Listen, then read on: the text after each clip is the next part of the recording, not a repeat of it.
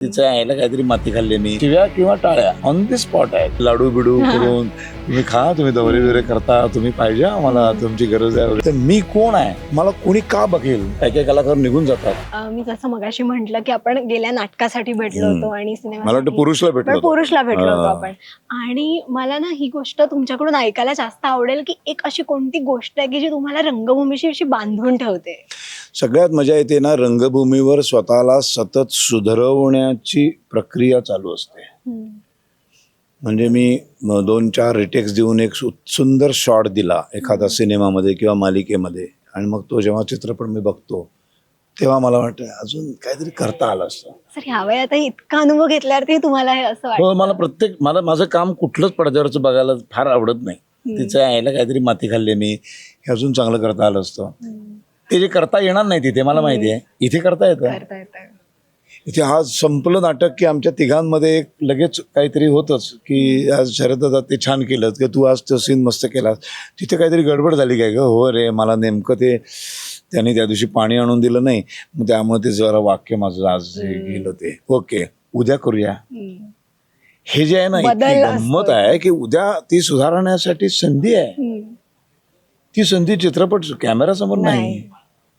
आणि इथे दुसरं म्हणजे सतत शिकायला मिळतं. सतत 500 प्रयोग केले, 1000 प्रयोग केले तरी 1000वा प्रयोग तेवढा ताजा तवाना स्वतःला ठेवायचं.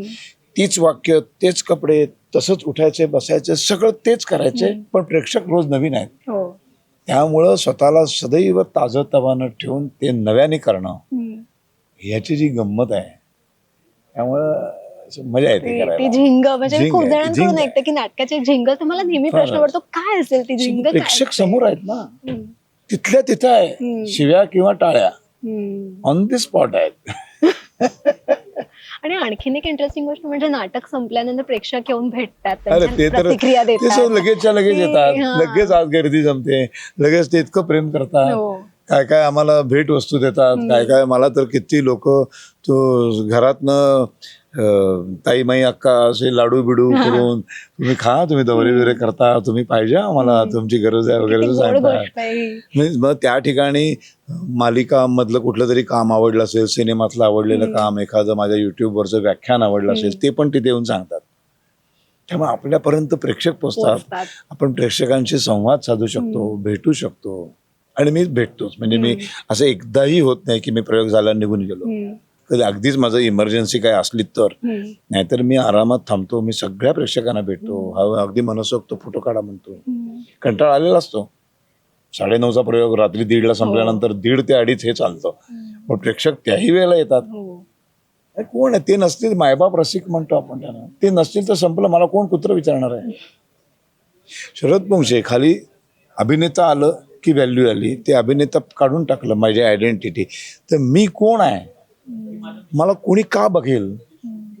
माझी आयडेंटिटी, माझी ओळख जर अभिनेता म्हणून आहे, तर तो अभिनेत्याने रिस्पेक्ट जसा लोकांना पण द्यायला पाहिजे ना. काही काही कलाकार निघून जातात वेळ नाही म्हणून, प्रेक्षक भेटायला नाही ते गेले, नाराज करतो आपण त्यांना. नाराज नाही करायचं, असं कामच ठेवू नका घाईघाईने जायचं कुठलं. जसं नाटकाचे 3-4 3.5 तास महत्वाचे आहे, त्यानंतरचा 1 तास प्रेक्षकांच्या गाठीभेटी आहे, तुम्ही लिहूनच ठेवा. ते असलंच पाहिजे. तर काय वाटतं माहितीये, त्यांच्या नजरेत दिसतं ते असे येतात, असे हात बीत धरतात, असं छान बघत बसतात. कधी कधी त्यांना इतक्या जवळून एक कलाकार आपल्याशी छान बोलतोय प्रेमाने. काय प्रॉब्लेम आहे का 10 मिनिटं आपण देऊ शकत, त्यांनीच तुम्हाला मोठं केलं ना, मग त्यांच्यासाठी थोडा वेळ नाही देऊ शकत. ते रोज येणार नाही येत. आणि काय काय आहेत पण आमच्याकडे ते नाही आहेत, फोटो काढायचे नाही म्हणतात, काय काय असतं बाबा त्यांचं, मला नाही आवडत हे. सर मला वाटतं की तुमच्यासारखे जे अनुभवी आणि ज्याला आपण खरंच सिनियर कलाकार म्हणू शकतो, तुमच्याकडून ही गोष्ट खरं शिकण्यासारखी आताच्या पिढीने. वेळ प्रत्येकाला दिला पाहिजे असं मला वाटतं. रसिका हो, कलाकृती मीडिया म्हणजे मनोरंजनाची लयलूट. मनोरंजन क्षेत्रातील किस्से व घडामोडींचा आस्वाद घेण्यासाठी कलाकृती मीडिया या यूट्यूब चॅनलला सबस्क्राईब करा आणि व्हिडिओ लाईक करा.